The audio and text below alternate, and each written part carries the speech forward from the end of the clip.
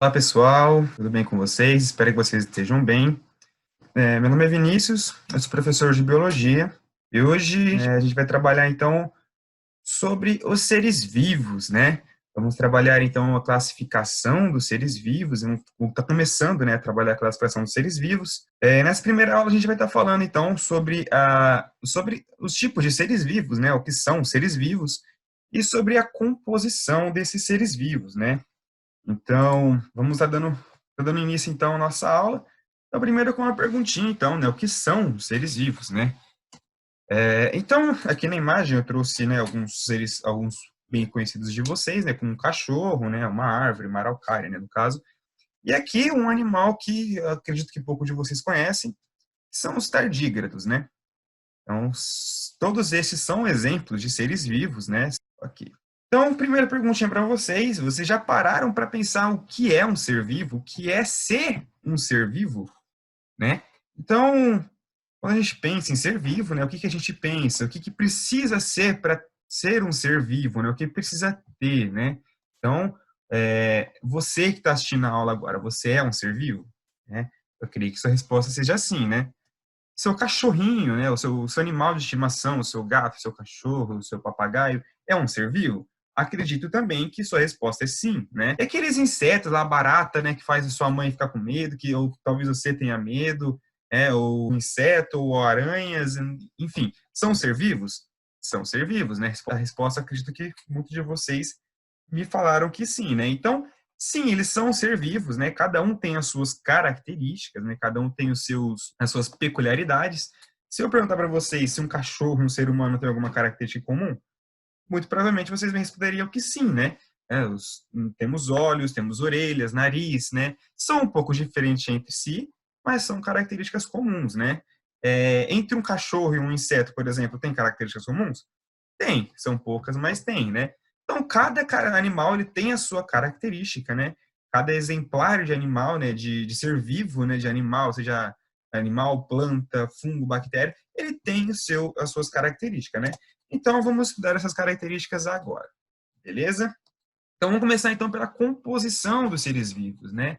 O que um ser vivo tem, né? Do que ele é feito, do que ele é composto, né? Vamos entender isso agora, né?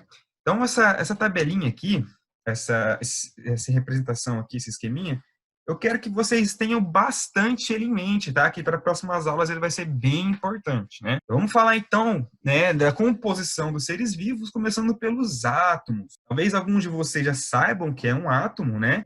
Então, um átomo, ele é uma partícula quase indivisível, né? Algum tempo atrás achava-se que era a partícula final, né, a partícula que não tem como dividir ela, né? Enfim, é uma menor unidade, né, que compõe a matéria, né? Então, esses átomos, eles são diferentes uns dos outros. A gente vai ter, então, os átomos de hidrogênio, os átomos de carbono, oxigênio, enxofre, lítio, enfim, por aí vai.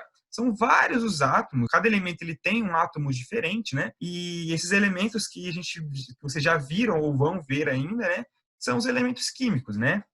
Então, cada átomo ele representa um elemento químico diferente. Então, dentro do nosso organismo, dentro dos organismos de todos os seres vivos, a gente vai ter, então, a menor partícula como sendo um átomo, ok?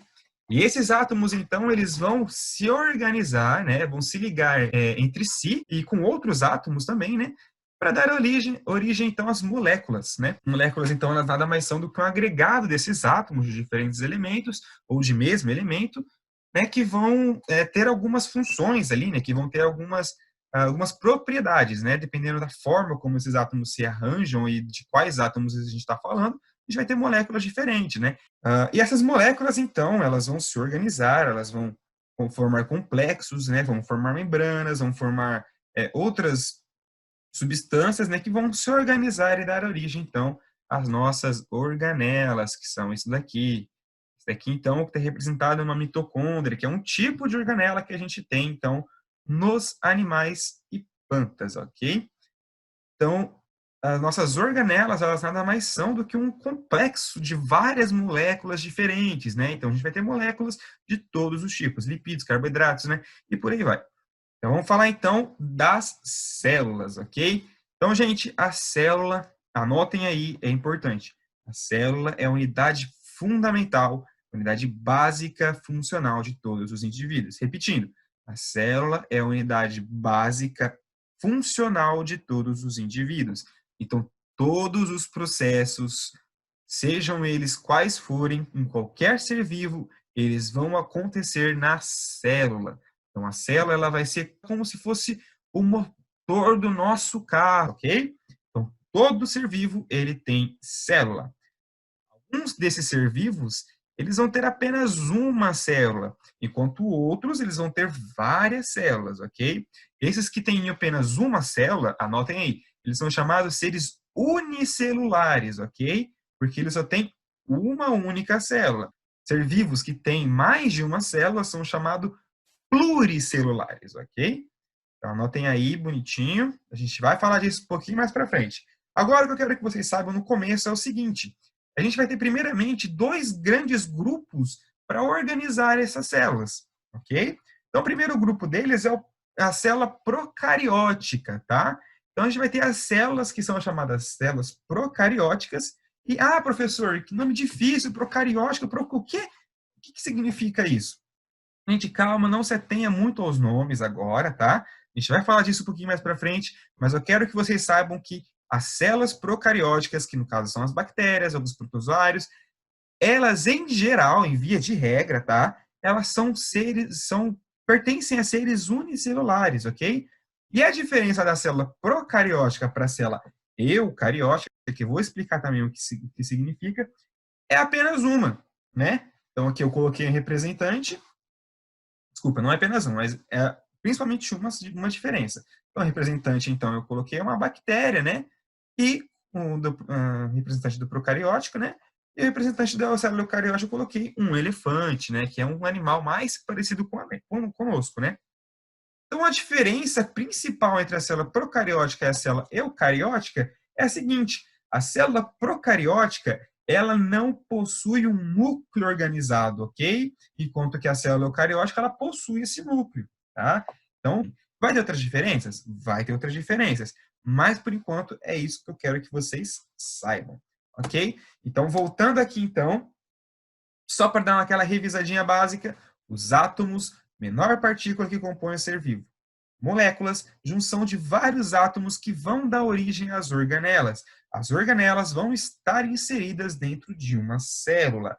Então, a célula, repetindo, anotem aí, tudo quanto é lugar que vocês conseguirem, a célula é a unidade básica funcional de todo ser vivo. De todo ser vivo, ok? Beleza? Vamos dar continuidade? Ok. Então, as células, elas vão se organizar, ok? Elas vão se organizar dentro de uma estrutura que a gente chama de tecidos. Então, os tecidos, eles nada mais são, né, do que uma junção de várias células que vão estar ali unidas, né, e vão se aglomerar, né, para formar esse tecido. Então, o que é um tecido? É um tecido é aquele que é o que está na nossa camisa? Não, isso não é um tecido na biologia, ok? Na biologia, então, o tecido vai ser isso aqui. E a gente tem, então, esse exemplo de tecido, mas a gente vai ter variados tipos de tecidos, tá? Dentro de um organismo, a gente vai ter vários tipos de tecidos diferentes. Dentro de um organismo pluricelular, ok? Então, dentro de um organismo pluricelular, a gente vai ter vários tipos de tecidos diferentes. Aqui, no caso, eu trouxe para você uma imagem com um tecido epitelial, ok? Não fiquem preocupados agora, o que é isso, a gente vai ver mais para frente.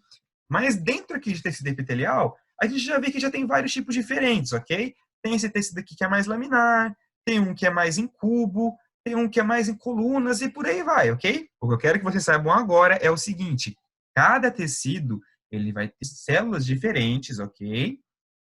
Que vão exercer funções diferentes, beleza? Por exemplo, aqui o tecido epitelial ele serve para proteção, né? E por aí vai. Agora, cada tecido ele vai ter uma função diferente dentro do nosso corpo, ok? E as células elas vão ficar juntas, tá? Entre elas vai existir um líquido chamado líquido intercelular, ou líquido intersticial. Não se preocupe agora com os nomes, tá? A gente vai passar certinho para vocês daqui a pouco, tá? Mas se você quiser escrever agora, é líquido intercelular, tá? Entre as células, tá? Algumas dessas células elas vão ter um pouco mais de líquido intercelular, algumas menos, ok?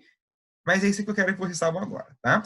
Recapitulando mais uma vez, a gente tem os átomos, que são as menores partículas que compõem o ser vivo. Os átomos se agrupam formando moléculas que formam as organelas que estão contidas dentro de uma célula. Essa célula vai, então, se agregar a outras de mesmo tipo, tá? Ou semelhantes, e vão formar um tecido, tá? Então, o tecido na biologia é a junção, né? Um complexo de várias células, ok? E cada tecido diferente vai ter funções diferentes, ok? Então, beleza, vamos seguir então. Então, esses tecidos, né, que eu disse para vocês, que vão ter vão ter funções diferentes, né? Eles vão se juntar, então, numa estrutura que vocês devem já conhecer, né? Que são os órgãos, ok? Então, os órgãos, a gente vai ter vários tipos de órgãos também, ok? Se a gente tem vários tipos de tecidos, a gente vai ter vários tipos de órgãos, ok? Mais para frente, a gente vai estudar cada órgão, o que ele faz. Aqui eu trouxe para vocês 3 exemplos, né? O coração, o pulmão e os rins, ok? Então, cada um desses órgãos, ele vai ter a sua função. Vai ter funcionalidades diferentes dentro do organismo. Então, no caso, o coração, vocês sabem que a função dele é bombear o sangue.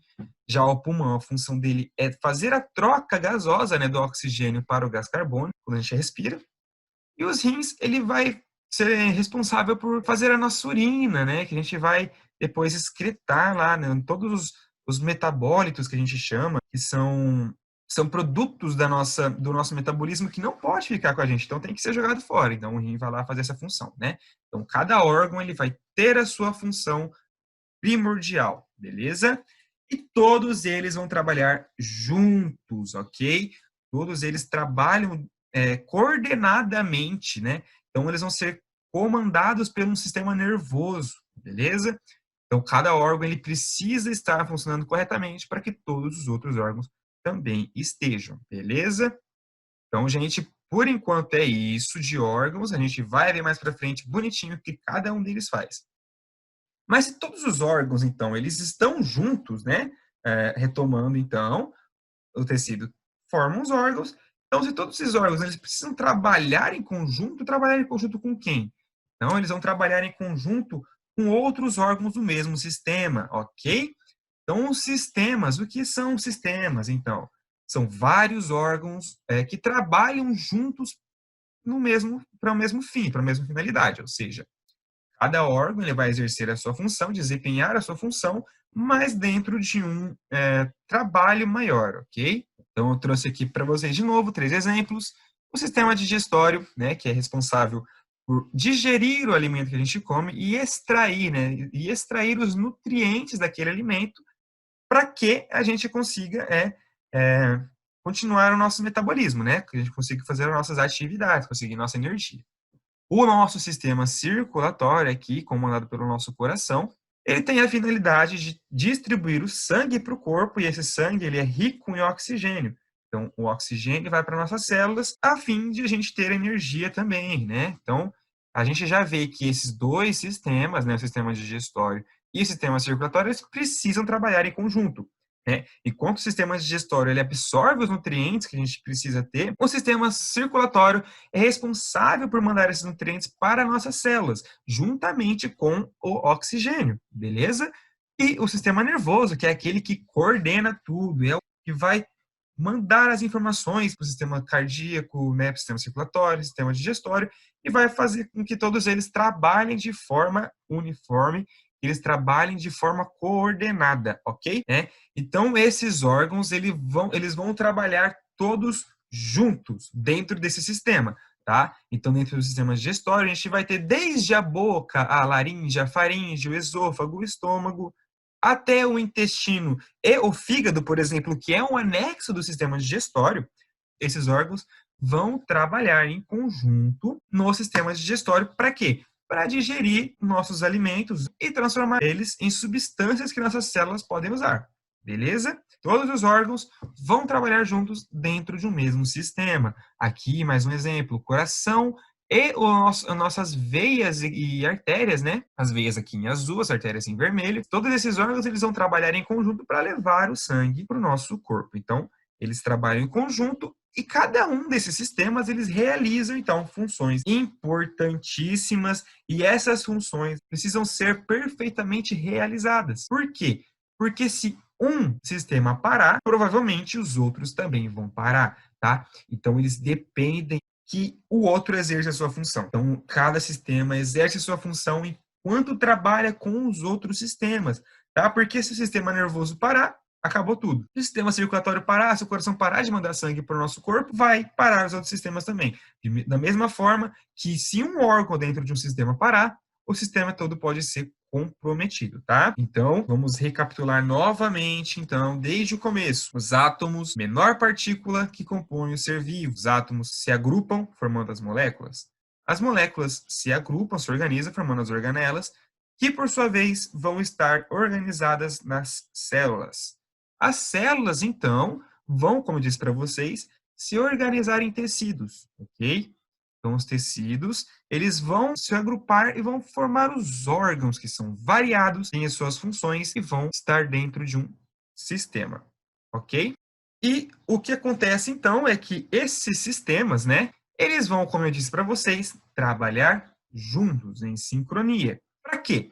Para formar um organismo. Então, desde a nossa célula lá, né, cada célula que faz uma coisa diferente, até um organismo completo, até nós, um ser humano, ou um elefante, né, uma baleia, um animal gigante, tem os seus sistemas, os seus órgãos trabalhando direitinho para formar os organismos. Então, todos os sistemas atuam juntos para formar um organismo, ok? Eles precisam que esses sistemas estejam funcionando corretamente. Então, temos vários tipos de organismos, né? Então, desde os micro-organismos, desde os seres vivos que são invisíveis a olho nu, que a gente precisa de um microscópio para enxergar, até os pavões, né? As aves bonitas, os grandes mamíferos, os felinos, todos esses, né? Das bactérias aos animais, são tipos de seres vivos. A gente vai estudar, né? Cada grupo desses seres vivos e vai organizar eles, né? Que organização é essa? A gente vai organizar, então, em grupos, né? Que são os reinos, os filos, as classes, as ordens e por aí vai, ok? Então, pessoal, era isso. Por enquanto, muito obrigado pela atenção de vocês. Espero que vocês tenham gostado da aula, tá? E eu vou ficando por aqui, né? Fiquem com Deus e se cuidem.